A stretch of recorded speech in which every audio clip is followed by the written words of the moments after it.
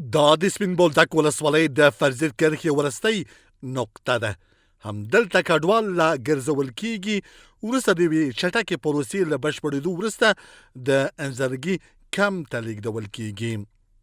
سپین ږیری متوکل وایي پاکستان په زوره ایستلی، کور او جایداد یې هلته پاتې شوي او د پاکستاني ملیشو له ناوړه چلنده سخت ځورېدلی. د ده په وینا څو ورځې یې په کرښه هغې غاړې ته انتظار هم کړی.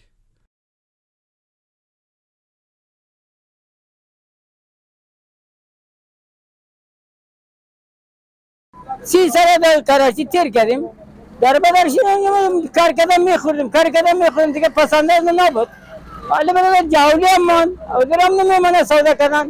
زبردست های کرد برای شو می آمد زنای مردم کش میکرد. ما از غروز از شورای پناه بودیم اینجا. مرا خامت داده دیگه بکرس نمید زنای مرا شو دست میداده خود با ما چین نمی آمد ما. باید عبارت استاد. نور راستنه شوي کډوال هم ورته شکایتونه لري. دوی وایي د فشار له امله یې کورونه په نیمه بیه پلورلي، خو هغه پیسې هم په لاس نه دي ورغلي او په زوره شړل شوي. دوی زیاتوي چې اوس نه پوهېږي پاتې شتمنۍ او پیسې له چا ترلاسه کړي. وضعیت صحیح نه و. په دغه وجه خدا ده چې دغه چاپې او بېصدري او تکلیفونه زیات و په دغه راووتو. د څلوېښت ټکرو په ځای مو په 10 ورکړی دی، په یو کم 10. هغه پیسې نه دي راکړې، نیمایي پاتې شوې، خو نه راځه ځانو په راورسوه.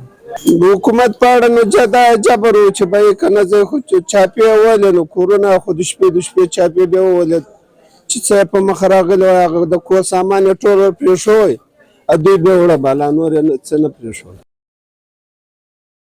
بل لوري ته د سپین بولدک د اطلاعاتو مسؤل حافظ علي محمد حقمل وایي چې هره ورځ له 1000 تر 1200 کورنۍ جبرن راوړي چې د افرادو شمېر یې نږدې 9000 ته رسیږي. د هغو کډو په تعداد چې اوس دغه یو څه زور اخیستی دی له 1200 څخه تر 1300 پورې کډې راوړي چې د دوی تعداد تقریبا تر 8000 نظر پورې افراد یې جوړېږي. دغه رقم انفرادي قیدیان هم د 200 څخه تر 1.5 تر 2.5 پورې راځي چې په هغو کې د بندیانو وخت هلته چې تېر شوی د یوې شپې څخه نیولې بیا تر میاشتې پورې ځینې بندیان یې په میاشتې هلته بندیان وي.